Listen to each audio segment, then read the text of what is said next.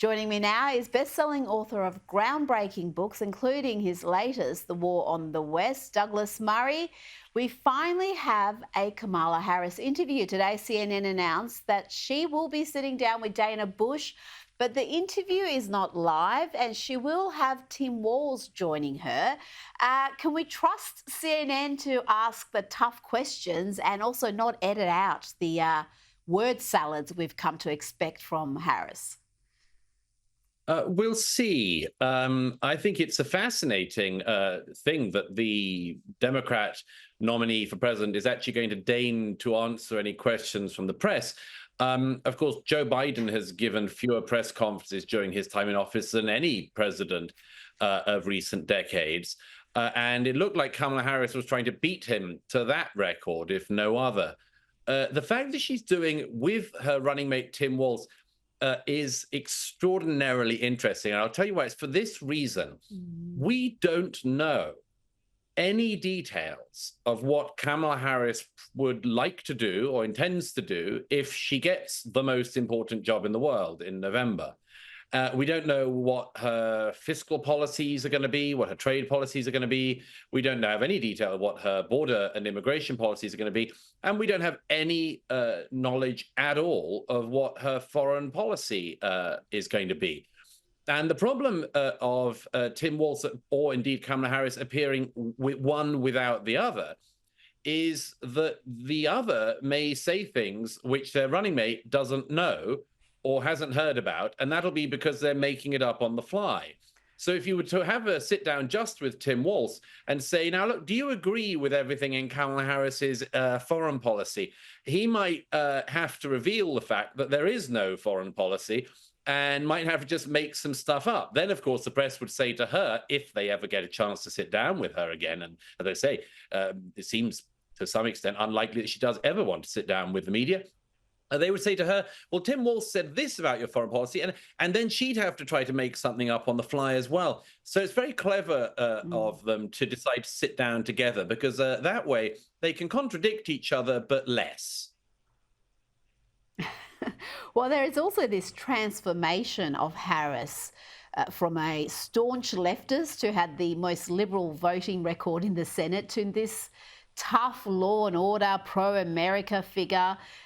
She's now claiming she doesn't support a fracking ban, despite in the past saying she'd bring one in on day one.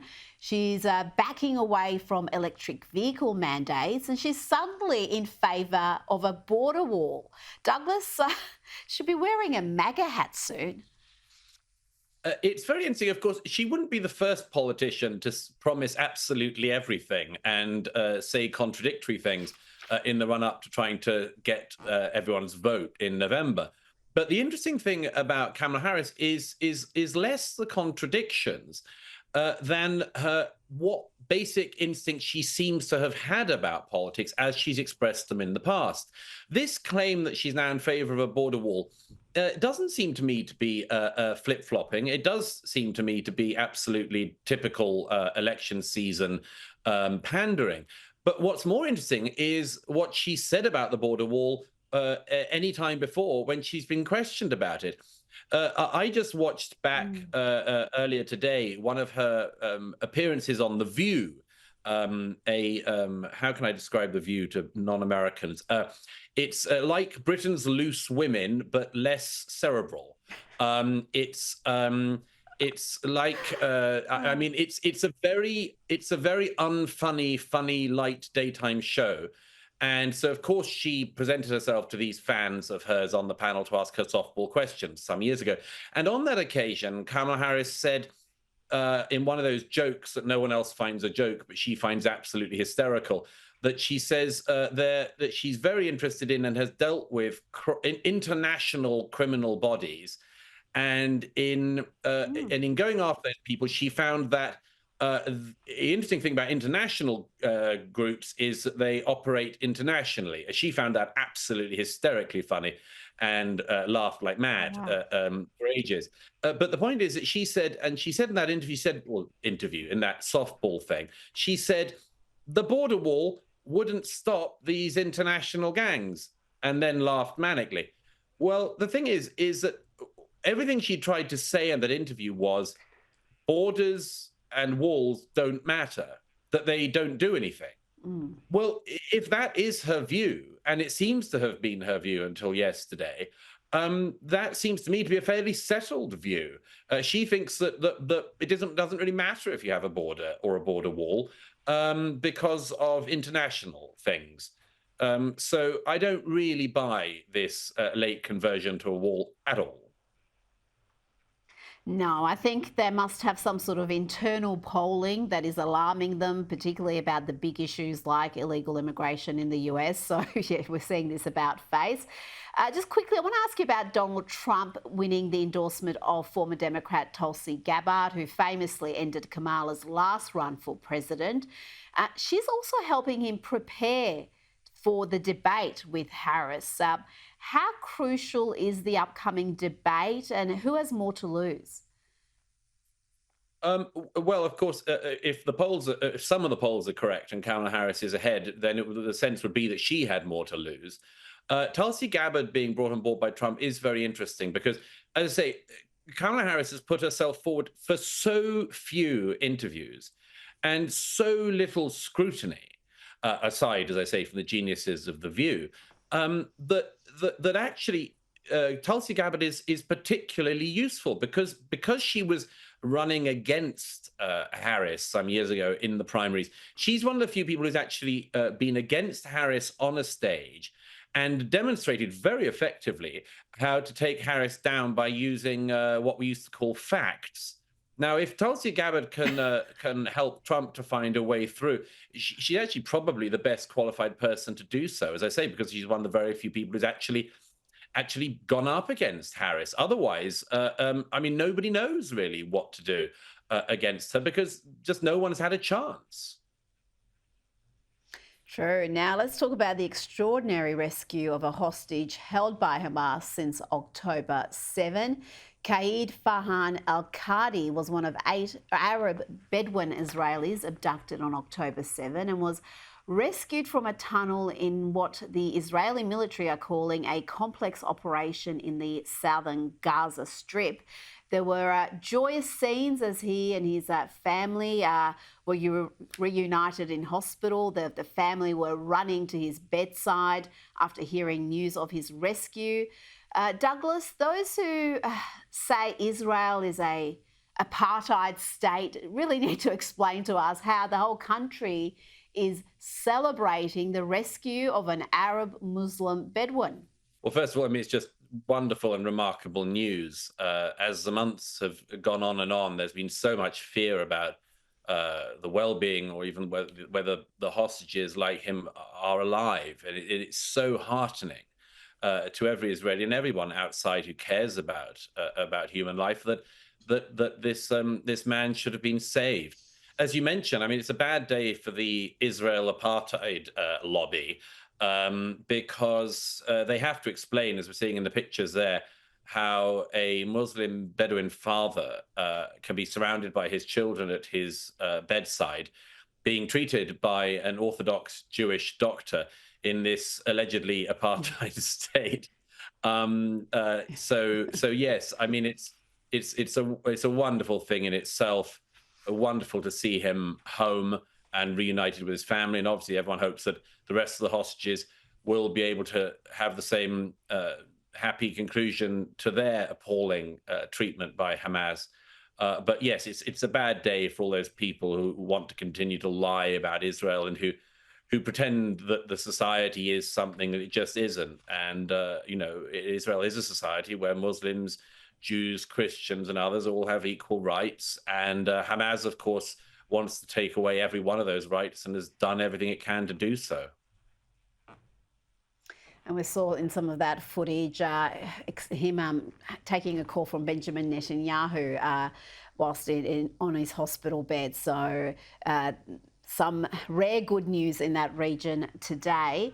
Now, I want to ask you about Keir Starmer. He's still railing against what he calls right-wing extremism. Let's have a listen. A mindless minority of thugs who thought that they could get away with causing chaos, smashing up communities and terrifying minorities. vandalising and destroying people's property.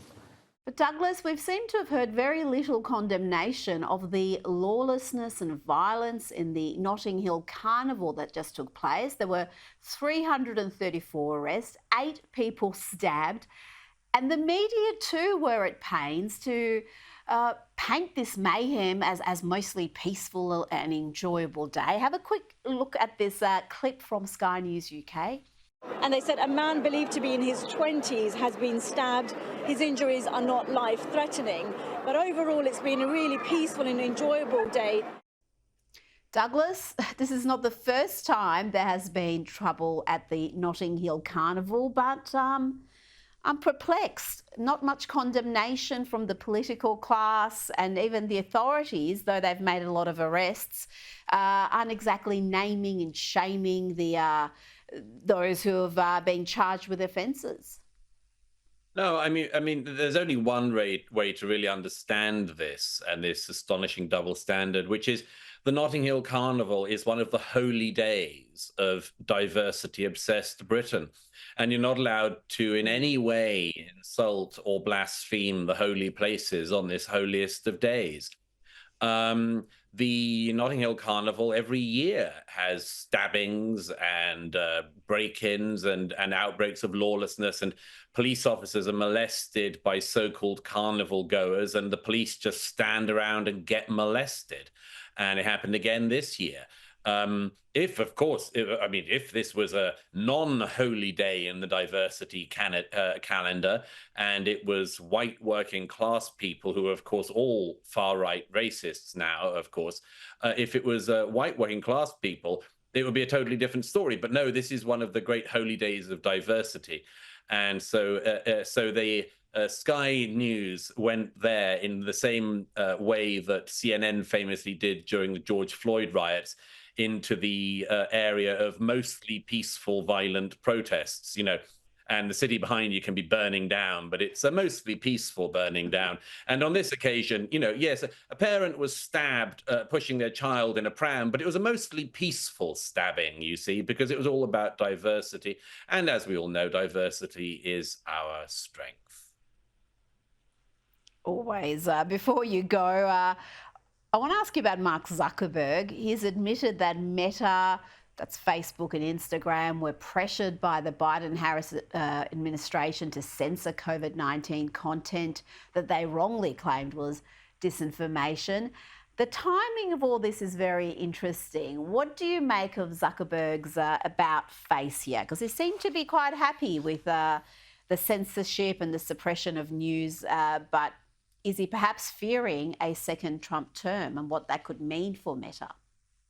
It's interesting. I mean, it's one of those sort of stories where it's sort of years later, after everyone knew something, somebody admits that the thing everyone else knew was true.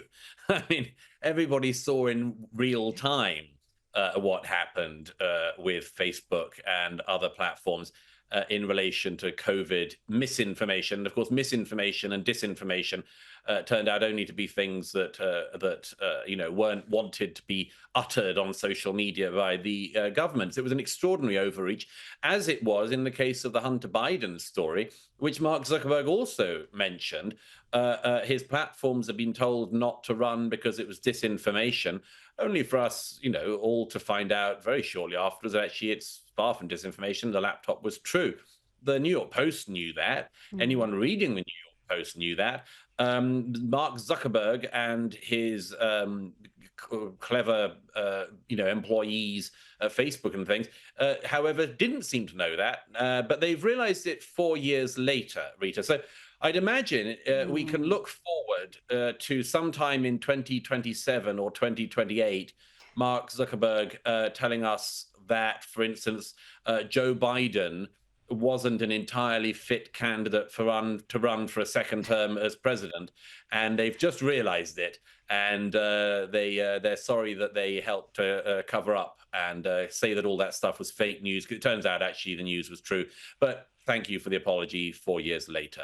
We can look forward to this. It's only about only the greatest social media platforms in the planet zinging information to us at the press of a button. Only they can be found to have about a 4-year wait time to catch up with everyone else. It's wonderful.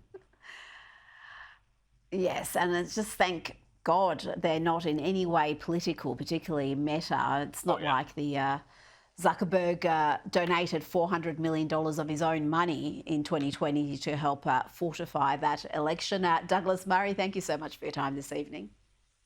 Great pleasure as always, Rita. Thank you.